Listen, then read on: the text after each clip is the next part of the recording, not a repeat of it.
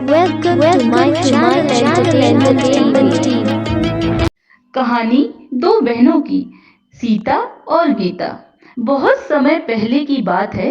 एक गांव में सीता और गीता दो बहनें रहती थी। वह दोनों बहनें एक दूसरे का सहारा थी, क्योंकि जब वह छोटी थी तभी सीता और गीता के माता पिता की मृत्यु हो गई थी। यह दोनों बहनें एक दूसरे का बहुत ख्याल रखती थी। छोटी बहन गीता स्कूल में छोटे बच्चों को पढ़ाया करती थी और बड़ी बहन सीता एक कपड़े की दुकान में काम करती थी। बड़ी बहन सीता ने गीता को स्कूल में एडमिशन कराया और उसकी पढ़ाई का सारा खर्च उठाती थी। कम पैसे होने के कारण सीता स्वयं की पढ़ाई पूरी नहीं कर पाई। एक दिन गीता अपनी बड़ी बहन सीता के पास आकर कहती है, यह लो दीदी, मेरी इस महीने की सैलरी। अरे नहीं गीता, तुम मुझे हर महीने की अपनी सैलरी लाकर दे देती हो। तुम्हें भी तो पैसों की जरूरत होती होगी, इसे तुम ही रख लो। आखिर मैं भी तो काम करती हूँ। नहीं दीदी, मुझे पैसों की जरूरत नहीं है, और अगर कभी मुझे किसी चीज की जरूरत होगी तो मैं आपसे आकर मांग लूंगी पैसे। ठीक है छोटी, तू कहती है तो मैं इसे अपने पास रख लेती हूँ। दोनों बहनें हंसी खुशी साथ साथ रहती थी। सब कुछ अच्छा चल रहा था, लेकिन एक दिन गीता स्कूल से बच्चों को पढ़ाकर लौट रही होती है।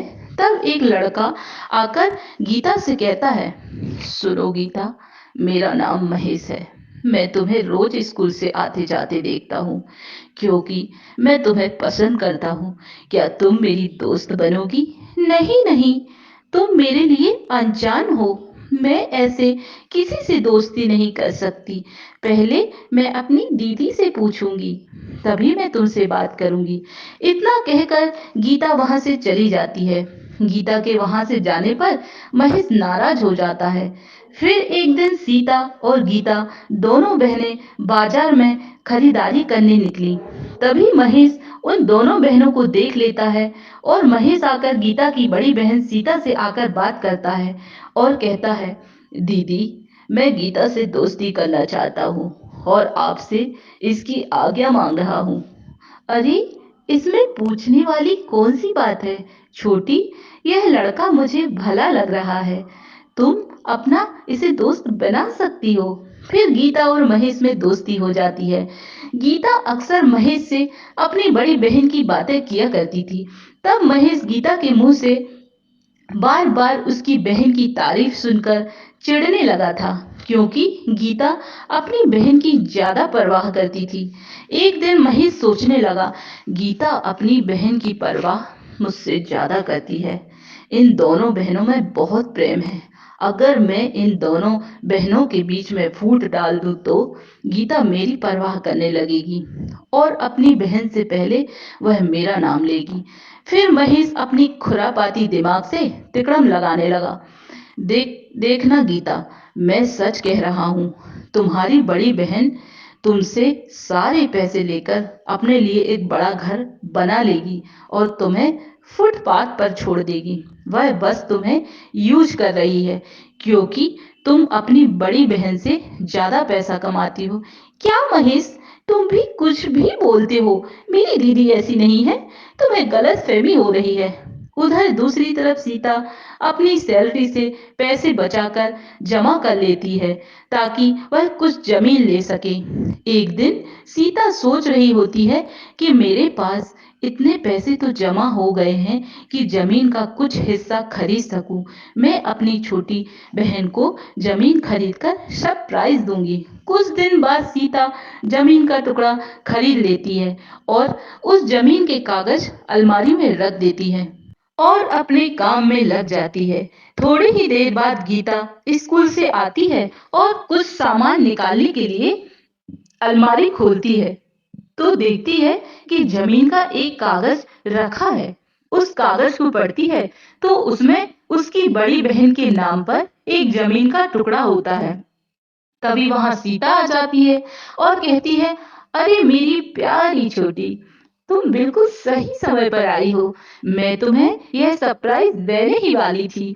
गीता कहती है तब, बस करो दीदी, मैं आपकी सच्चाई जान चुकी हूँ। अब और झूठ मत बोलो मुझसे। मैंने कभी नहीं सोचा था कि आप मेरे साथ ऐसा करोगी। महेश ठीक ही कह रहा था कि आप मेरे सारे पैसे लेकर खर्च कर दोगी। छोटी, मेरी बात तो सुनो, ऐसे नाराज मत हो मुझसे। मुझे कुछ नहीं सुनना है दीदी। आप अपने जमा किए हुए पैसे और अपनी इस जमीन का टुकड़ा अपने पास रखिए। मुझे आपसे कुछ नहीं चाहिए और आज से मैं आपके साथ नहीं रहूंगी। मैं इस घर को छोड़कर जा रही हूँ।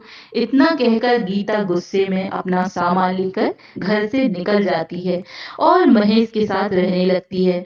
इस घटना के बाद सीता बहुत दुखी हो जाती है। इसके बाद सीता उस जमीन को गीता के नाम कर देती है और जमीन के कागज लेकर अपनी छोटी बहन गीता को ढूंढने लगती है।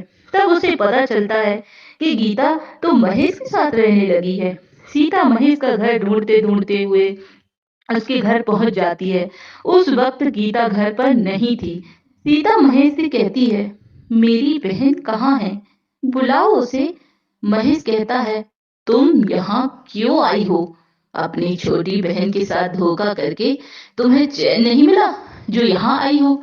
मैंने अपनी जमीन के कागज गीता के नाम पर कर दिया है। तुम यह कागज गीता को दे देना और उसे बता देना कि यह जमीन सिर्फ तुम्हारी है। इतना कहकर सीता वहां से रोती हुई चली जाती है। सीता अपने घर में अकेले रहने लगती है। कुछ दिन बीत जाते हैं। दूसरी तरफ महेश चालबाजी करके उस जमीन को अपने नाम करा लेता है और गीता को अपने घर से निकाल देता है। गीता रोते हुए अपनी बड़ी बहन के पास आ जाती है वापस और गीता देखती है कि उसकी बहन बहुत खराब हालत में रह रही है। यह देखकर उसे बहुत दुख होता है और वह अपनी बहन से कहती है, मुझे माफ कर दीजिए दीदी, मैंने आपके साथ बहुत बुरा किया है। वह महेश बहुत ही बुरा इंसान निकला। आपने जो जमीन मेरे नाम की थी वह उसने धोखे से अपने नाम करवा लिया और मुझे घर से निकाल दिया। सीता अपनी बहन को समझाती है, चुप हो जा मेरी छोटी, मत रो, सब ठीक हो जाएगा। दीदी, मैंने सुना है आपको दुकान के मालिक ने काम से निकाल दिया है। हाँ गीता, यह सच है। चल छोड़ इन सब बातों को अब। तो हमारी मदद अब तो भगवान ही करेंगे। इतना सोचकर दोनों बहनें दुर्गा माता के मंदिर में जाती हैं और प्रार्थना करने लगती हैं। उनकी प्रार्थना सुनकर वहां दुर्गा माता एक दिव्य परी के रूप में प्रकट हो जाती हैं। उस दिव्य परी को देखकर दोनों बहनें चौंक जाती हैं। तब वह दिव्य परी उन दोनों बहनों से कहती है, डरो मत बेटी, मैं तुम्हें कई सालों से देख रही हूँ। तुमने सदा ही अच्छे काम किए हैं, कभी किसी का बुरा नहीं किया और मैं जानती हूँ कि तुम दोनों बहनें बहुत मुसीबत में हो और मैं तुम्हें इस मुसीबत से निकालने के लिए आई हूँ।